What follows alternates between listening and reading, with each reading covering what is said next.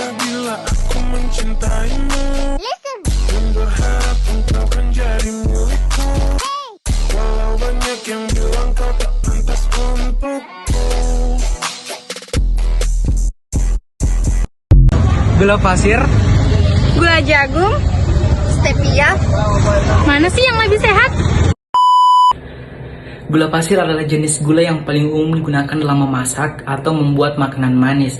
Nah, gula pasir ini terbuat dari tebu atau bit gula yang diproses untuk menghasilkan kristal gula putih yang halus. Gula pasir memiliki kelebihan dan kekurangan. Nah, kelebihan yang pertama itu sebagai sumber energi cepat karena lebih cepat diubah menjadi glukosa yang dibutuhkan oleh sel-sel dalam tubuh kita sebagai bahan bakar. Yang kedua itu harganya yang relatif murah dan mudah dijangkau oleh kalangan banyak orang.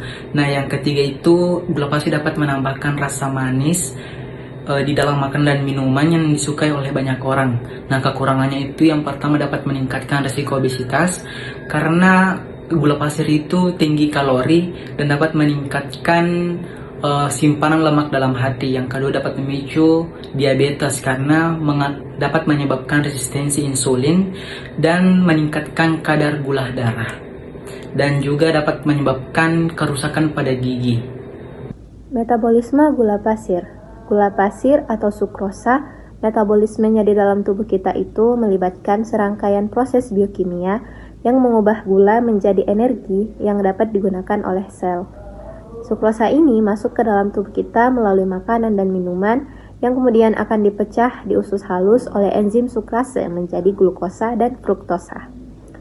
Nah, glukosa yang masuk ke dalam tubuh kita itu akan langsung diserap ke dalam aliran darah, yang kemudian meningkatkan gula darah kita atau glikemia, yang dimana merangsang pelepasan insulin dari pankreas.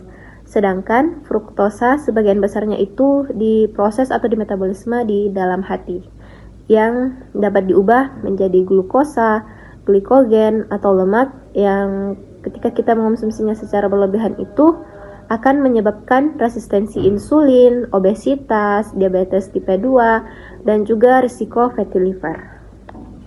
Gula jagung adalah pemanis yang dibuat dari pati jagung melalui proses hidrolisis enzimatis. Pati jagung diuraikan menjadi glukosa, dextrose, lalu sebagian bisa diubah lagi menjadi fruktosa dengan bantuan enzim tertentu. Hasil akhirnya berupa sirup jagung, corn syrup, atau sirup jagung tinggi fruktosa, high fructose corn syrup atau HFCS, tergantung komposisinya. Jadi, gula jagung sebenarnya bentuk glukosa cair atau campuran glukosa fruktosa yang berasal dari jagung. Kelebihannya lebih manis dan stabil sehingga banyak dipakai industri. Kekurangannya, kandungan fruktosa tinggi sehingga mudah memicu penumpukan lemak hati, trigliserida, obesitas, dan sindrom metabolik. Metabolisme gula jagung. Gula jagung memiliki karakteristik khusus dalam metabolisme tubuh. Kandungan fruktosa pada gula jagung lebih tinggi dibandingkan gula pasir biasa, sehingga proses metabolik di tubuh lebih banyak bertumpu pada kerja hati. Fruktosa yang dikonsumsi tidak langsung memicu pelepasan insulin seperti halnya glukosa, tetapi justru meningkatkan sintesis lemak di hati berupa trigliserida. Proses ini menyebabkan fruktosa lebih mudah menumpuk sebagai lemak hati, yang jika dikonsumsi secara berlebihan dapat berisiko memicu obesitas, penyakit hati berlemak, dan sindrom metabolik. Karena sifatnya yang lebih manis dan stabil, gula jagung sering digunakan dalam industri makanan dan minuman. Namun, dampaknya terhadap kesehatan tetap perlu diperhatikan.